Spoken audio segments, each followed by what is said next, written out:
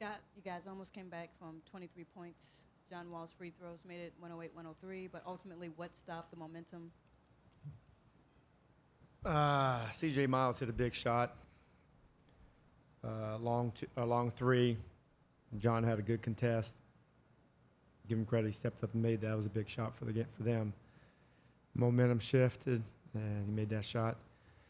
It's tough to overcome 44 points in the first quarter. Tough to overcome 7 threes in the first quarter. But we somehow managed to do it, and we probably ran out of gas a little bit. But we got to come out and play. We can't have 2 different units out there competing. We got to have both units out there competing. We got to do a much better job. As you just brought up 44 points in that first quarter after 2 days of making adjustments and even having to shoot around. Why do you think that can happen? Well, they were making threes, you know. Our adjustment was not to give them threes. And we have to do a better job of committing to it. This is a great three-point shooting team, and like I said, 7 threes in a quarter they got the momentum going. We missed some shots. We missed some easy shots, missed some layups, we missed some wide open shots. We missed some threes ourselves, but we can't put your head down and give them everything they want. And they did. That's how they jumped into a 23-point lead. Scott, Joseph Bashar, the scorer. DeMar had an efficient 37 points tonight. Did you see it as a failure of something you guys did defensively, or was it just him hitting tough shots and you guys forcing him into spots you wanted to force him to? It's a great player. It's a great player making plays. He's an all-star for a reason. Multiple-year all-star. Those aren't easy honors to achieve. He's great. Both of those guards, they're all-stars for a reason. Maybe next year I won't vote for him. Scott, Mike Gander from the Toronto Sun over here. Bradley Beal killed his team on a few occasions this year. He seems to be struggling now. Is that more him, or is that what the Raptors are doing? Nah, the Raptors they're doing a good job. Doing a good job being physical with him.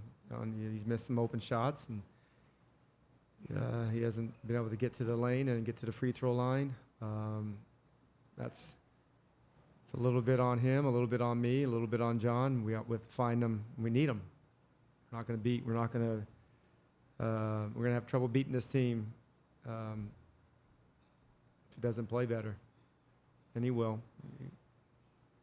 Coach, you decided to go to Ty Lawson pretty early in the game. What did you think of his outing off the bench?